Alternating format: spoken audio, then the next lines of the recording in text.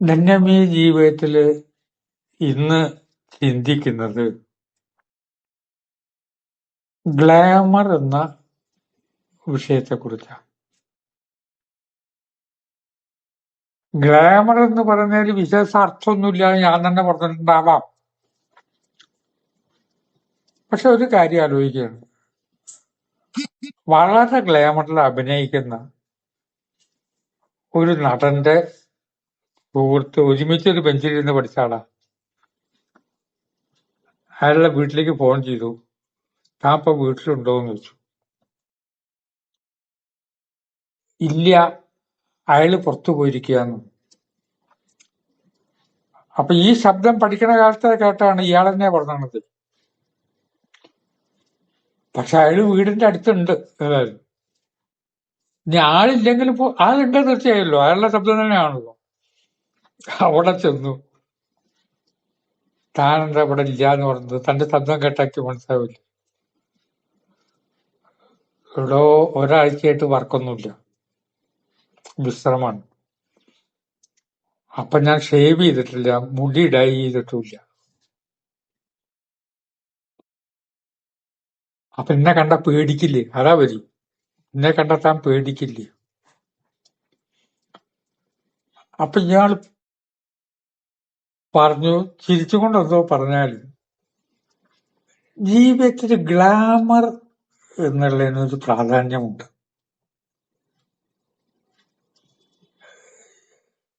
ഇന്നലെ നടന്നു വരുമ്പോ ഈ പഴവർഗ്ഗങ്ങൾ വിൽക്കുന്ന കടയില് ആ പല പഴങ്ങളെയൊക്കെ ടവല് കൊണ്ട് തുടച്ചിട്ട് ഒതുക്കി വെക്കുന്നു. ഇലക്ട്രിസിറ്റിയുടെ ലൈറ്റ് കൂടി വന്നപ്പോ നല്ല തിളക്കം. മെഴുകൊക്കെ പുരട്ടിയിട്ടുള്ള ആപ്പിളാണ് എന്നൊക്കെ ആളുകൾ പറയുന്നുണ്ട്. ആപ്പിളിന്റെ തോലിലാണ് ഗുണം. പക്ഷെ ആ മെഴുക് പുരട്ടിയിരുന്നാലും എന്നിട്ട് ആ പൂട്ടിയൊക്കെ ഒന്ന് തുടച്ച് വെച്ചിട്ട് ആ ലൈറ്റ് കൂടി വന്നപ്പോ ആ ഗ്ലാമറിൽ ആരും വീണുപോകും. ജീവിതത്തിലെ ഏത് കാര്യത്തിലും ഗ്ലാമറിന്റെ പിന്നാലെ പോയിരുന്നാലും ചെറിയൊരു ഗ്ലാമർ വേണം. ആണുങ്ങളാണ് പതിവായിട്ട് സേവ് ചെയ്യുന്നവരാണ്. അപ്പൊ ഇപ്പോൾ തൽക്കാലം പൊതു കാര്യങ്ങളൊന്നുമില്ല, വീട്ടിൽ നിന്ന് പുറത്തേക്കൊന്നും പോകുന്നില്ല.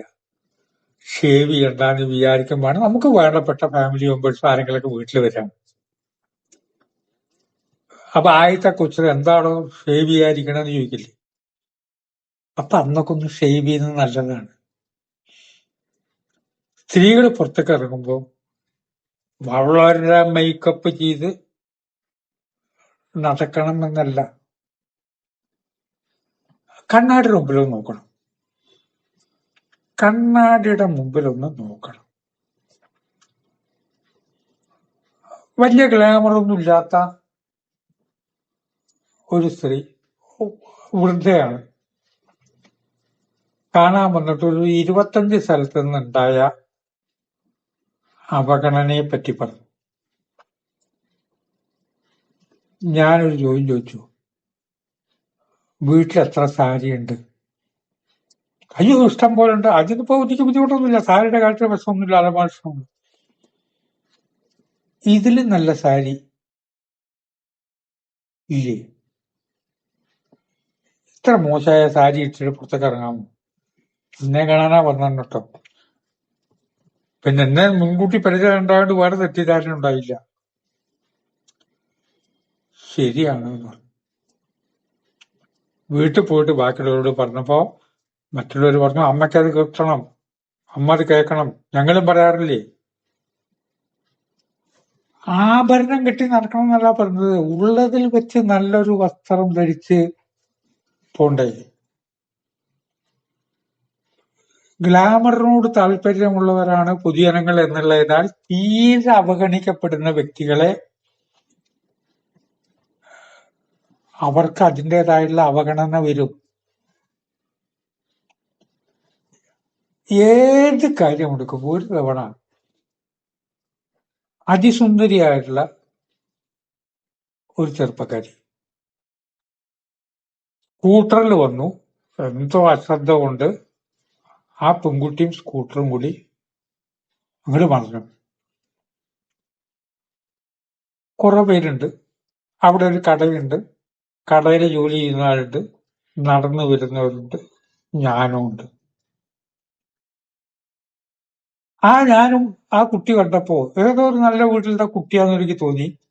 ആ കുട്ടിക്ക് അബദ്ധം ഉണ്ടാകരുതെന്ന് ഞാൻ മനസ്സുകൊണ്ട് ആഗ്രഹിച്ചത് കുറ്റകൃത്യമാണ്. ആളുകൾ വന്നുകൂടി, എന്താ മോളെ നിന്റെ പറ്റി ഒന്നും ഒരു പ്രശ്നമൊന്നുമില്ല, അത് ഒരു കാര്യം മോൾക്ക് ക്ഷീണമുണ്ടോ, എണീക്കാൻ ബുദ്ധിമുട്ടുണ്ടോ? ആ കടക്കാരൻ അവിടുന്ന് വന്നു. ഗ്ലാമർ നോട്ടൊന്നും ഇല്ല എന്ന് പറയാൻ പറ്റുമോ? ഇവർക്കൊക്കെ ഒരു ദുരുദ്ദേശം എന്നൊന്നും പറയാൻ പറ്റില്ല. പൊതുവെ നല്ല രീതിയിൽ ആ കുട്ടി നല്ല പോലെ ഡ്രസ് ചെയ്തിട്ടുള്ള അതിസുന്ദരിയ കുട്ടിയാണ്. അല്ലെ രസം എന്താ വെച്ചാൽ കടക്കാരൻ മറ്റൊരു കുട്ടി കുറച്ചു നേരം പെട്ടിരുന്നോളൂ, അകത്തൊരു കസാര എടുത്തുകൊണ്ടാന്ന് ജോലിക്കാരന് ഓർഡർ കൊടുത്തു. അത് കേട്ട ഉടനെ ജോലിക്കാരൻ അകത്ത് പോയി വളരെ സിൻസിയറായിട്ട് ആ കടക്കാരൻ കേട്ടിരിക്കുന്ന ആ കസേര കൊടുത്തിലൂടെ കൊണ്ടു വെച്ചു.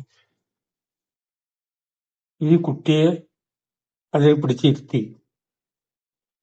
ഒരാൾ വന്നിട്ട് ആ സ്കൂട്ടർ നിവർത്തി വെച്ചു. നടന്നു വരുമ്പോ ഞാൻ ഇതൊക്കെ കാഴ്ച കാണുകയാണ്. എനിക്ക് അതിലൊന്നും പാർട്ടിസിപ്പേറ്റ് ചെയ്യാൻ പറ്റിയില്ലല്ലോ എന്ന് വരെ തോന്നി. അതൊന്നൊരു കൃത്യമായിട്ട് ആരും കരുതരുത്. പ്രപഞ്ചത്തിന്റെ സ്വഭാവമാണ് ഏത് കാര്യത്തിലും. കശാപ്പിന് പിറ്റേ ദിവസം കൊണ്ടു നിർത്തിയിട്ടുള്ള ജീവജാലങ്ങളെ കെട്ടി നിർത്തിയ വഴി കൂടെ നടന്നു വരേണ്ടി വരും. അപ്പൊ അതില് നല്ല ഭംഗിയുള്ള ജീവജാലങ്ങളെ ചെറുപ്രായക്കാരായിരിക്കും, ചെറുപ്പക്കാര് കുട്ടികളായിരിക്കും, പിറ്റേ ദിവസം കൊല്ലാനുള്ളതാ. ഞാൻ കാണുമ്പോ എന്റെ മനസ്സ് വിചാരിക്കും, ഈശ്വര ഇവർക്ക് ഇത് പറ്റിയല്ലോ, അവര് ഇനിയും ജീവിതം കാണേണ്ട ചെറുപ്പക്കാരല്ലേ. അവിടെയും ഗ്ലാമറുള്ളവരെയാണ് ആരും ഇഷ്ടപ്പെടുന്നത്. ഈ വിഷയം എവിടെയോ ഞാൻ സംസാരിച്ചപ്പോ ഒരു കാരണവര് പറഞ്ഞൊരു വരിക്ക് ഓർമ്മയുണ്ട്. ശരിയാണ്, ഡെഡ് ബോഡിക്കും വേണം ഒരു ഗ്ലാമർ. ഒരു സെലിബ്രിറ്റി പറഞ്ഞേൽപ്പിച്ചു മരിച്ചാൽ മേക്കപ്പ് ചെയ്ത് കിടക്കണം, മേക്കപ്പ് ചെയ്തിട്ട് എന്നെ കിടത്താവൂന്ന്. എന്റെ ഈ ജീർണിച്ച രൂപ ആളുകളെ കാണിക്കരുത്. ആശുപത്രി കിടക്കുമ്പോ എന്നെ കാണാൻ വരണ്ട എന്ന് പറയണവരുണ്ട്. ആരെങ്കിലും കാണാൻ പോയാൽ പറയും എന്നെ ആരും കാണാൻ പറ്റില്ല കേട്ടോ എന്ന് പറയും. എന്റെ ഈ രൂപം കാണണ്ട. അവര് നല്ല ഗ്ലാമറിൽ കണ്ട വ്യക്തികൾക്ക് ഇപ്പൊ അവരിങ്ങനെ വല്ലാതെ വയ്യാതെ കിടക്കുന്ന കാണുമ്പോ അവർക്കും ബുദ്ധിമുട്ടുണ്ട്. കാരണം പണ്ട് നല്ല രീതിയിൽ കണ്ടിട്ട് ഈ മുഖം കാണണമല്ലോ എന്ന്. ഇത് പ്രപഞ്ചത്തിന്റെ ഒരു സ്വഭാവമാണ്. നമ്മൾ ഇതിൽ നിന്നൊക്കെ മാറി നമ്മുടെ വീടാണെങ്കിലും പറ്റുമെങ്കിൽ നല്ല വീട്ടമ്മമാര് എപ്പോഴും വീട്ടിലെ ഓരോരോ കാര്യങ്ങൾ ശ്രദ്ധിച്ചുകൊണ്ടിരിക്കും. അധികം വീട് എന്ന് പറഞ്ഞാൽ ഗൃഹലക്ഷ്മി എന്ന് പറഞ്ഞാൽ വീട്ടമ്മയായിട്ടാണല്ലോ നമ്മൾ കരുതുന്നത്. അങ്ങനെ വല്ലാതെ വേസ്റ്റ് മുമ്പിലിടുന്നത്. പണ്ടൊരു കാരണം ഒരു മകളെ ചീത്ത പറഞ്ഞു, ഈ മനുഷ്യൻ നടന്നു വരുന്നിടത്തിലാണോ ഈ കെട്ടഴിഞ്ഞ ചൂല് കിടക്കുക? അപ്പൊ ആ കുട്ടി എന്നോട് പറഞ്ഞു, എന്താ അത് ഓരോരോ അന്ധവിശ്വാസം, കെട്ടഴിഞ്ഞ ചൂല് അവിടെ കാണുന്നിടത്ത് കിടക്കരുതെന്ന്. അപ്പൊ ഞാൻ പറഞ്ഞു, അത് അന്ധവിശ്വാസമല്ല, ചൂല് ഭംഗിയായിട്ട് ഓർഡറിൽ കെട്ടിയിടുക എന്നുള്ളതാണ് ക്രമം. ആ കെട്ടഴിയുമ്പോ ക്രമം തെറ്റി, അതിന്റെ പേരാണ് അക്രമം. അപ്പൊ ഒരു കാര്യം, ഒരു നിസ്സാര ഒരു നിലവിളക്കാണെങ്കിൽ അതവിടെ വീണ് കിടക്കുന്ന നിലവിളക്ക് എന്ന് പറയുമ്പോ എന്തായി? അത് ക്രമല്ല. അപ്പൊ വീണ് കിടക്കുന്ന നിലവിളക്ക് ഒന്ന് നിവർത്തി വെക്കണം. ആ വീണ് കിടക്കുന്ന നിലവിളക്ക് ശരിയാക്കി വെക്കുന്നത് പോലെ അക്രമം എന്ന് പറഞ്ഞ ക്രമം തെറ്റുന്നതാണ്. ആ ക്രമം തെറ്റുന്നത് ക്രമത്തിലാകുന്നതാണ് ഓർഡർ എന്ന് പറയുന്നത്. നമസ്കാരം.